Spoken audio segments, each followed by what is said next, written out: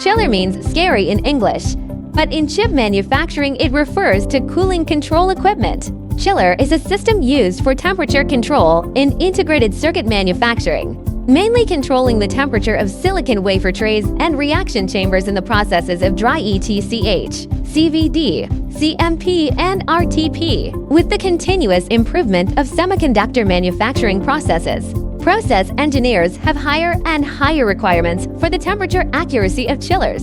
Chillers ensure the high quality and stability of semiconductor chips through accurate temperature control. At present, LNEYA's semiconductor chiller can achieve an accuracy of plus or minus 0.1 degrees centigrade. Semiconductor chillers are divided into single-channel and dual-channel types according to different product types, including FLTZ single-channel series, 100 degrees centigrade tilde plus 90 degrees centigrade, FLTZ multi-channel series, 45 degrees centigrade tilde plus 90 degrees centigrade, and compressor-free series ETCU heat exchange and temperature control unit plus 5 degrees centigrade tilde plus 90 degrees centigrade, which can effectively control the temperature and ensure the stability and reliability of the semiconductor production process.